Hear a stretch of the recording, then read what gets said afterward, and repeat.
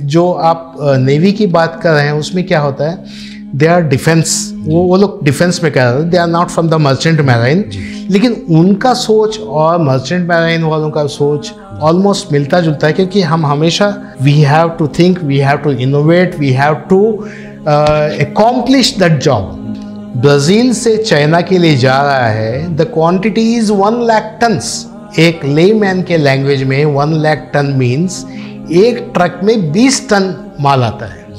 इसका मतलब एक शिप पे जो हम सामान लेके जाते हैं वो 5000 ट्रक का सामान होता है। तो नेविगेशन डिपार्टमेंट का जो और जहाज़ का सबसे बड़ा जो आदमी होता है जहाज़ में, सबसे बड़ा जो हर किसी का इंचार्ज होता है, उसको कहते हैं कप्तान। तो captain is incharge for the whole ship. उसके इक्विवेलेंट इंजीनियरिंग डिपार्टमेंट में चीफ इंजीनियर होता है, who is a mechanical engineer basically और मैराइन इंजीनियर।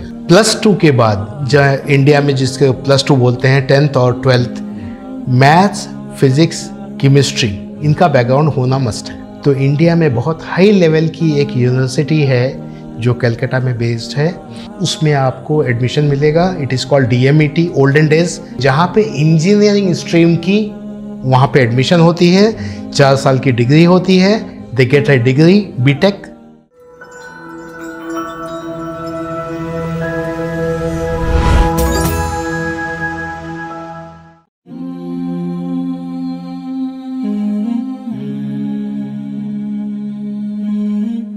नाज़रीन अस्सलाम वालेकुम। इस सिलसिलेवार टॉक शो गुफ्तगू में आप सबका खैर मकदम है। मैं आपका होस्ट अब्दुल क़ादर फिर एक बार एक अहम मौजू और ख़ास मेहमान के साथ आपके रूबरू हूँ। आज हमारे साथ अकरम अल हक साहब मौजूद है। अकरम सर, गुफ्तगू में आपका खैर मकदम है। शुक्रिया जज़ाक। गुफ्तगू शुरू करने से पहले अकरम सर का मुख्तसर सा तारुफ़ करना चाहूँगा। आप एक रिटायर्ड मरीन इंजीनियर हैं, आपको अपनी फील्ड का 42 ईयर्स का एक्सपीरियंस है।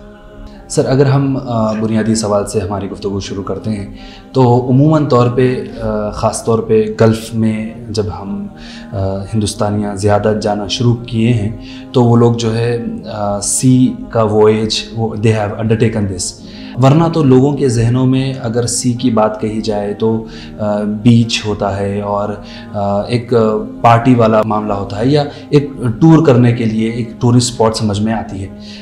इससे हटके जो मुआश से जो ताल्लुक़ रखती है उसके बारे में थोड़ा बताइए ना। नहीं, शिपिंग इंडस्ट्री जो है वो काफ़ी हिस्सों में बटी हुई है, जिसमें ज़्यादा से ज़्यादा पार्ट जो है, आप ऐसा भी बोल सकते हैं कि 80% पार्ट जो होता है वो commodity shifting from one country to another country, क्योंकि रेलगाड़ी तो हर जगह जा नहीं सकती, तो इसलिए जहाज़ जो है यहाँ पिक्चर पे आता है। जहाज़, जैसे कि मैं जिस प्रोफेशन से हूँ हमें लोग जहाज़ी भी बोलते हैं, तो बचपन से ही मैं विशाखापट्टनम का हूँ, तो वहाँ पे देखता था कि जहाज़ आते हैं जाते हैं। तो और दूसरी बात ये है, ये जो जहाज़ होता है वर्ल्ड का maximum trade is done by ship, not by trucks, not by trains. Specially जो एक कॉन्टिनेंट से दूसरे कॉन्टिनेंट, दूसरे कॉन्टिनेंट से तीसरे कॉन्टिनेंट, और इसमें इतनी बड़ी इंडस्ट्री है तो इसमें काफ़ी लोग भी इन्वॉल्व हैं। जैसे शिप पे काम करने वाले लोग हैं, पोर्ट में काम करने वाले लोग हैं। मेरा ताल्लुक जो है शिप पे काम करने वालों के जैसा है। तो इसको समझने के लिए बहुत आसान और लेमैन्स लैंग्वेज में ऐसा कह सकते हैं कि अगर यहाँ से कोई शख्स यहाँ से बॉम्बे अगर ट्रक में कोई सामान लेके जाता है तो उसे 1, 2, 3 लोग चलाते हैं उसे, और सामान को जो है गुड्स को हैदराबाद से बम्बई पहुँचा देते हैं। तो इसी किस्म से जहाज़ में भी कुछ लोग होते हैं जो काम करते हैं, और एक कॉन्टिनेंट से दूसरे कॉन्टिनेंट पे या एक कंट्री से दूसरी कंट्री में जहाज़ सामान लेके चले जाते हैं। तो इसके लिए वो एक प्रोफेशन है, it is called merchant marine. Merchant marine का मतलब होता है, मर्चेंट का मतलब ये होता है कि जो कमर्शियल टाइप ऑफ शिप्स, और उसमें काम करने वाले मर्चेंट मैराइन होते हैं। और मर्चेंट मैराइन में उसमें स्पेसिफिकली 3 डिपार्टमेंट्स होते हैं। जो पहला डिपार्टमेंट जो है नेविगेशन का होता है, दूसरा इंजीनियरिंग का होता है, और तीसरा कैटरिंग का होता है। नेविगेशन का वो लोग होते हैं जो जहाज़ को एक जगह से दूसरी जगह चला के लेके जाने के लिए जिम्मेदार होते हैं। वो लोग नेविगेट करते हैं, इसलिए उसका नाम नेविगेशन डिपार्टमेंट है। और दूसरा इंजीनियरिंग होता है, जो जहाज़ की मशीनरी चलती है तो उसके लिए इंजीनियर्स होते हैं, तो उसे इंजीनियरिंग डिपार्टमेंट कहते हैं। और तीसरा कैटरिंग होता है, जो नेविगेशन और इंजीनियरिंग डिपार्टमेंट के जो लोग हैं उनके खाने पीने का बंदोबस्त, उनके रूम के सफाई का बंदोबस्त और जहाज़ को साफ रखने का बंदोबस्त उनके ज़िम्मे होता है। जी अकरम सर, आपने बहुत इंपॉर्टेंट बात कही कि 90% ऑफ द ट्रेड जो होता है सी राउट के थ्रू होता है। जी। तो ये जो ज़मीन पे या आसमान पे जिस किस्म से ट्रांसपोर्ट होता है और जो ट्रैवल होता है कमर्शियल ट्रैवल, उसमें और जो सी में जो ट्रैवल होता है, ट्रांसपोर्ट होता है, उसमें क्या फ़र्क मोटे मोटे अंदाज में, एक दो मोटे अंदाज में ये है कि जो सी में ट्रेड होता है it is transported in bulk, जैसे क्वांटिटी बहुत बड़ी होती है। जैसे आम तौर से जहाज़ जो ऐसे इस किस्म के होते हैं, जैसे फॉर एग्जांपल कोयला है या सोयाबीन है या मकई है, ब्राज़ील से चाइना के लिए जा रहा है, the quantity is 1 lakh tons. एक लेमैन के लैंग्वेज में 1 लाख टन मीन्स एक ट्रक में 20 टन माल आता है। इसका मतलब एक शिप पे जो हम सामान लेके जाते हैं वो 5000 ट्रक का सामान होता है। तो it's a very huge volume. और जिस किस्म से जैसा चाइना, ब्राज़ील से चाइना वो माल जाता है, तो हर दिन वहाँ से कम 10-10 शिप निकलते हैं, 10 शिप्स एक एक पोर्ट से, और ऐसे वहाँ पे दर्जनों पोर्ट हैं। तो एक तो साइज हो गया, साइज जी। और it is economical also, very very economical. जिस किस्म से अगर यहाँ पे आप ट्रक पे माल लोड करते हैं, इट कॉस्ट यू पर KG is very very high, on the ship it is very very low. आप अंदाज़ा लगाइए, 1 किलो गेहूँ का दाम 10 रुपये है और उसको ट्रांसपोर्ट करने में ब्राज़ील से चाइना के लिए सिर्फ 1 रुपया लगता है 1 केजी का। कार्गो शिफ्टिंग जो होता है, चाहे वो ग्रेन हो, चाहे वो कोयला हो, चाहे वो लोहा का पत्थर हो, मैग्नीज और हो, जैसे यहाँ गोवा से, इंडिया में गोवा से चाइना जाता था माल, या वहाँ से बना हुआ स्टील वापस आता था। तो इट इज़ ऑल गुड्स। एक तो ये हो गया कि कॉस्ट इफेक्टिव है, ये इकोनॉमिकल है। दूसरा जो है क्वांटिटी बहुत ज़्यादा होती है। स्किल्स में क्या डिफरेंस है लैंड पे अगर एयर पे, फिर हम सी राउट की तरफ देखें? स्किल्स में ऐसा होता है कि जैसे मैंने बताया कि आपको एक नेविगेशन डिपार्टमेंट होता है, तो नेविगेशन डिपार्टमेंट का जो, और जहाज़ का सबसे बड़ा जो आदमी होता है जहाज़ में, सबसे बड़ा जो हर किसी का इंचार्ज होता है, उसको कहते हैं कप्तान, captain. The captain is in charge for the whole ship and all the 3 departments.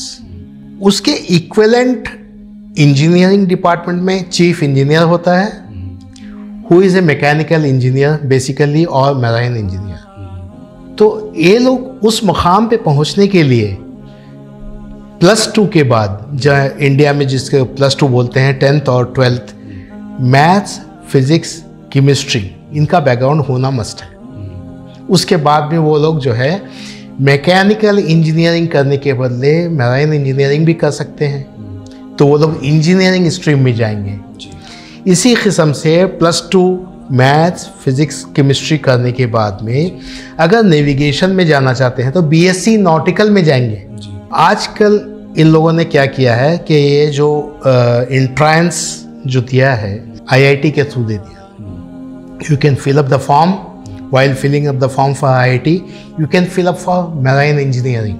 Instead of filling mechanical, civil, naval architect or any other, you can also fill marine engineering. तो आप क्या है, अगर उसे सेलेक्ट करते हैं, आप उसमें जाते हैं, तो इंडिया में बहुत हाई लेवल की एक यूनिवर्सिटी है जो कलकत्ता में बेस्ड है, उसमें आपको एडमिशन मिलेगा। It is called DMET, olden days, जहाँ पे इंजीनियरिंग स्ट्रीम की वहाँ पे एडमिशन होती है, 4 साल की डिग्री होती है, they get A degree BTech, और उसके बाद में वो लोग शिपिंग में आते हैं एज ए ट्रेनी इंजीनियर। उतने होने के बाद में trainee engineer, then junior engineer, then 4th engineer, 3rd engineer, 2nd engineer, chief engineer.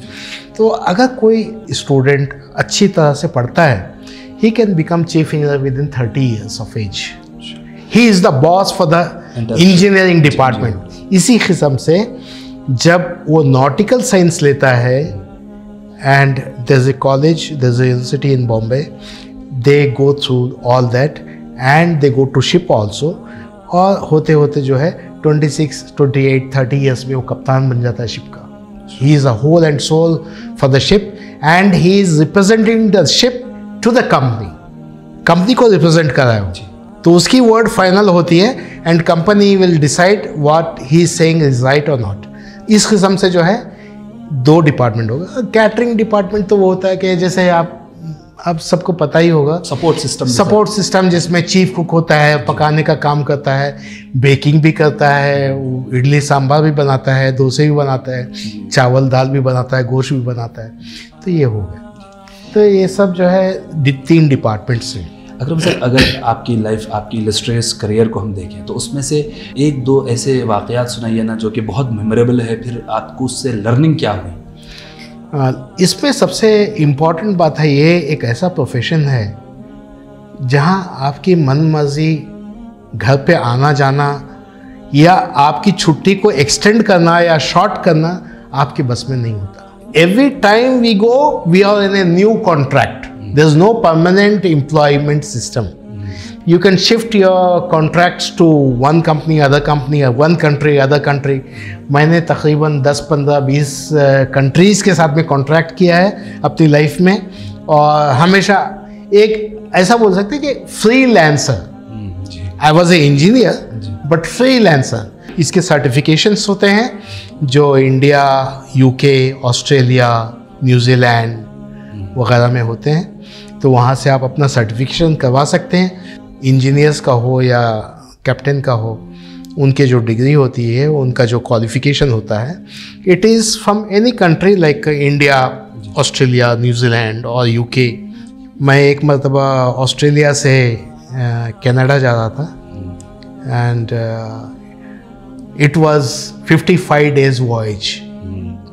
इसका मतलब ये हुआ कि जब मैं ऑस्ट्रेलिया का पोर्ट छोड़ देता हूँ, ज़मीन को देख के छोड़ देता हूँ, अब मुझे फिर ज़मीन जब दिखेगी वो 55 दिन के बाद में दिखेगी। जिस ज़माने में मैं वहाँ गया था कनाडा, उस टाइम पे our ship was entering from a Newfoundland बिल्कुल जो है नॉर्थ रीजन में आता है, एंड द टेम्परेचर वॉज -30 और बिग आइसबर्ग्स वर कमिंग।